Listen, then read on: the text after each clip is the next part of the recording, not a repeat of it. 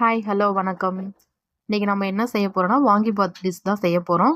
வாங்க எப்படி பண்ணலான்னு பார்க்கலாம். ஸ்டார்ட் பண்ணலாமா? தவா வச்சுக்கோங்க. தவா நல்லா ஹீட் ஆனதும் 2 டேபிள் ஸ்பூன் கடலப்பருப்பு போட்டு நல்லா ஒரு லைட்டாக கொஞ்சம் கலர் வர அளவுக்கு வறுத்துக்கோங்க. அடுப்பு வந்து சிம்மில் வச்சுக்கணும். சிம்மில் வச்சுட்டு அதை நல்லா அப்படியே கிண்டிகிட்டே இருங்க. லைட்டாக கருகக்கூடாது, கருக விடாமல் வறுக்கணும். இதில் வந்து ஒன் பை ஒன்னாக நம்ம எல்லா பொருள்களுமே ஆட் பண்ணணும். ஸோ ஃபஸ்ட்டு கடலப்பருப்பு 2 டேபிள் ஸ்பூன் போட்டு லைட்டாக போட்டு வறுத்துக்குங்க. அப்புறம் 1 டேபிள் ஸ்பூன் உளுத்தம்பருப்பு அதை போட்டு கிண்டணும்.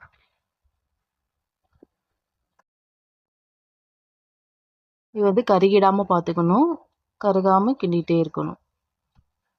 நம்ம போடுற பொருள் கருகிருச்சுன்னா அதோட டேஸ்ட் அதாவது அந்த வாங்கிபாத்தோட டேஸ்ட்டே சேஞ்ச் ஆயிரும். ஸோ கருகாமல் பார்த்துக்கணும், கருகாமல் வறுக்கணும். நெக்ஸ்ட்டு 2 கிராம்பு போட்டுக்கோங்க. நல்லா பாருங்கள் கடலப்பருப்பு உளுந்தோட கலர் எப்படி இருக்குன்னு. அடுத்து கிராம்பு போட்டுக்கோங்க. நெக்ஸ்ட்டு சீரகம் 1 டேபிள் ஸ்பூனு, மிளகு 1/2 டேபிள் ஸ்பூனு, வெந்தயம் 1/4 டீஸ்பூனு போட்டுக்கோங்க. போட்டு நல்லா கிண்டுங்க. அடுப்பு வந்து சிம்மில் இருக்கணும். சிம்மில் வச்சுட்டு கிண்டுங்க. அந்த சீரகம் இதெல்லாம் கொஞ்சம் பொரியும். அடுத்து பட்டை 2 பட்டையை எடுத்து அது 2ஆக நான் உடச்சி போட்டிருக்கேன், 4ஆக போட்டு நல்லா கிண்டுங்க. அடுப்பு சிம்மிலே இருக்கணும். சிம்மில் வச்சு கிண்டுங்க, கருகாமல் கிண்டணும். கிண்டிக்கிட்டே இருக்கணும், கிண்டுறதை விடாதீங்க.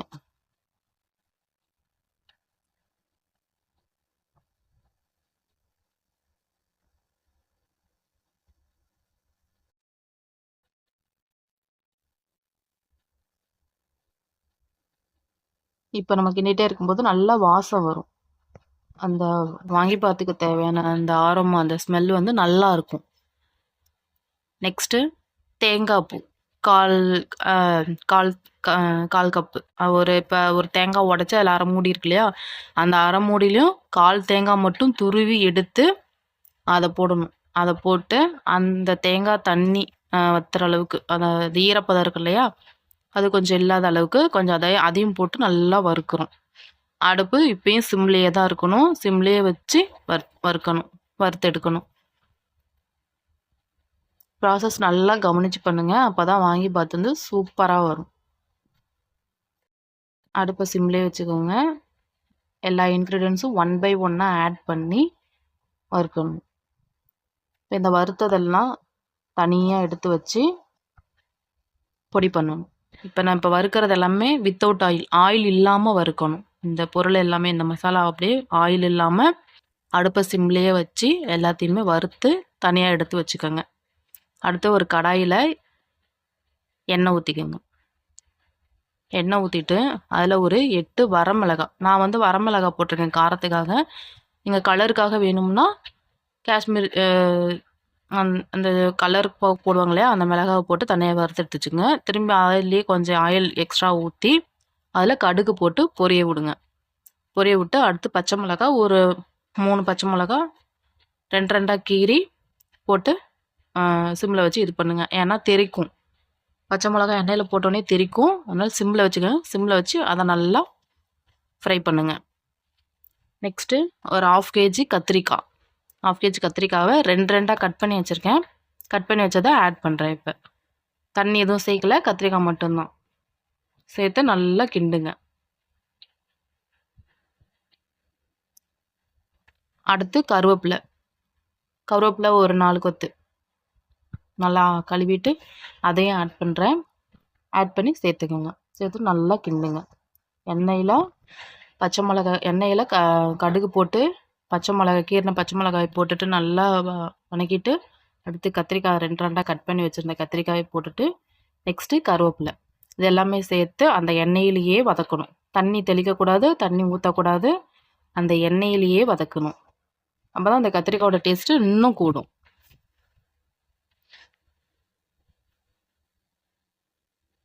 எண்ணெயிலேயே வதக்கி எடுக்கணும்.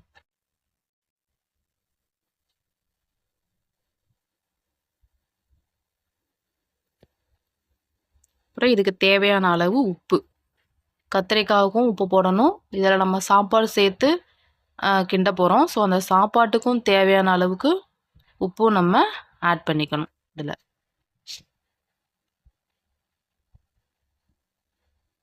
இப்போ அந்த எண்ணெயிலேயே நல்லா ஃப்ரை ஆகணும். அந்த கத்திரிக்காய் வந்து அந்த எண்ணெயிலேயே ஃப்ரை ஆகணும். உங்களுக்கு தெரியுதா? இப்போ இந்த எண்ணெயிலே ஃப்ரை ஆகும்போது கத்திரிக்காய் நல்லா அந்த மாதிரி கலர் சேஞ்ச் ஆகும். இப்போ புளித்தண்ணி, ஒரு லெமன் சைஸ் புளி எடுத்து ஊற வச்சு தண்ணி எடுத்து வச்சுருக்கேன். அந்த புளி தண்ணியை ஆட் பண்ணுறேன். இதில் வேறு எந்த பச்சை தண்ணியோ இல்லை சுடு தண்ணி எதுவுமே இதில் ஆட் பண்ணல. வெறும் புளித்தண்ணி மட்டும் ஆட் பண்ணுறேன். புளித்தண்ணி ஆட் பண்ணி அந்த புளித்தண்ணியில் அந்த கத்திரிக்காவை வேக விடணும். ஆல்ரெடி எண்ணெயிலே முக்கால்வாசி அந்த கத்திரிக்காய் வெந்துடும். அடுத்து புளித்தண்ணி ஆட் பண்ணி வேக வைக்கும்போது இன்னும் அந்த புளித்தண்ணி எல்லாமே இந்த கத்திரிக்காயோட ஆட் ஆகிக்கும், சேர்ந்துக்கும். அப்போ இன்னும் நல்லா டேஸ்டியாக இருக்கும் கத்திரிக்காய். நம்ம எண்ணெயிலே கொஞ்சம் வேக வச்சுட்டு புளித்தண்ணியில் வேக வச்சோம்னா கத்திரிக்காய் சீக்கிரம் வெந்துடும். நம்ம எண்ணெயில் வேக வைக்காமல் புளித்தண்ணியை வச்சு வேக வச்சோம்னா கத்திரிக்காய் சீக்கிரம் வேகாது. அதுவும் டேஸ்ட்டும் வேறு மாதிரி ஆயிரும். அதனால் ஃபஸ்ட்டு எண்ணெயிலே நல்லா கத்திரிக்காய் முக்கால்வாசியாவது வேக வச்சுட்டு அடுத்து புளித்தண்ணி ஊற்றி இருக்கிறத மீதியும் வேக வச்சுருவேன். அடுத்து சாப்பாட்டுக்கும் இந்த கத்திரிக்காவுக்கும் சேர்த்து உப்பு ஆட் பண்ணி நல்லா கிண்டுங்க, நல்லா கிளறி விடணும். நான் வந்து சாப்பாட்டில் உப்பு சேர்க்கல. ஸோ அதனால் இதில் உப்பு எக்ஸ்ட்ராவாக நான் ஆட் பண்ணிக்கிறேன்.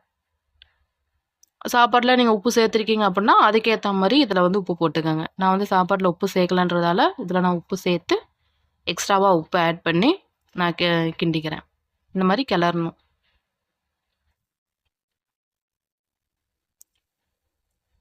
அடுத்து ஒரு 1/4 டேபிள் ஸ்பூன் பெருங்காயத்தூள் ஆட் பண்ணால் நல்லா இந்த வாசம் அவ்வளோ நல்லாயிருக்கும். நல்லா 1/4 டீஸ்பூன் ஆட் பண்ணி நல்லா கிண்டி விடணும். இது சின்ன பிள்ளைங்களுக்கு செஞ்சு கொடுத்தாலும் அவ்வளோ இன்ட்ரெஸ்டாக சாப்பிடுங்க, அவ்வளோ டேஸ்ட்டாக இருக்கும். சாப்பிடாத பிள்ளைங்க கூட இந்த ஃபுட்டை நல்லா எடுத்துக்குவாங்க.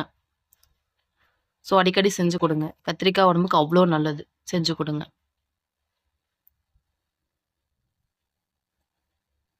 இது வந்து தீஞ்சிடக்கூடாது, கிண்டிக்கிட்டே இருக்கணும். சிம்மில் வச்சு நல்லா கிண்டுங்க கத்திரிக்காவை. இது இப்போ இந்த கிண்டும் போதே அந்த பச்சை மிளகா, அந்த பெருங்காயத்தூள், கத்திரிக்காய், அந்த புளி, இந்த மோஸ்ட்லி இந்த பச்சை மிளகாய், அந்த பெருங்காயத்தூள் வாசமே அவ்வளோ நல்லாயிருக்கும். அடுத்து இதில் நம்ம ஆல்ரெடி வறுத்து வச்சோம் இல்லையா, அந்த மசாலாவை பொடி பண்ணி வச்சுருக்கோம். அதில் ஒரு 2.5 ஸ்பூன் நான் வந்து இதில் ஆட் பண்ணுறேன். ஆட் பண்ணி நல்லா கிண்டுங்க. மீதி மசாலா இருந்தால் எடுத்து வச்சுருங்க, அதை நெக்ஸ்ட் டைம் நீங்கள் யூஸ் பண்ணிக்கலாம். அரைச்சதில் மீதி மசாலா இருக்கும். ஸோ அதில் வந்து ஒரு 2.5 ஸ்பூன் மட்டும் இதில் ஆட் பண்ணுறோம். ஆட் பண்ணி நல்லா இதோட மிக்ஸ் பண்ணுறோம். மிக்ஸ் பண்ணிகிட்டே இருங்க. அவ்வளோதான், இது ரெடி. நெக்ஸ்ட்டு சாப்பாடு. நான் வந்து ஒரு 4 பேருக்கு தேவையான அளவுக்கு சாப்பாடு அதில் போட்டு கிளறேன். சாப்பாடு நல்லா கிளறி ரெடி ஆயிடுச்சு. வாங்கி பார்த்து வந்து ரெடி ஆயிடுச்சு. இதை வந்து நான் என் சன்னுக்கு கொடுக்க போகிறேன். ஃபஸ்ட்டு அவன் சாப்பிட்றாரு வித் ஆம்லேட்டோட. அவர் என்ஜாய் பண்ணி சாப்பிட்டார்.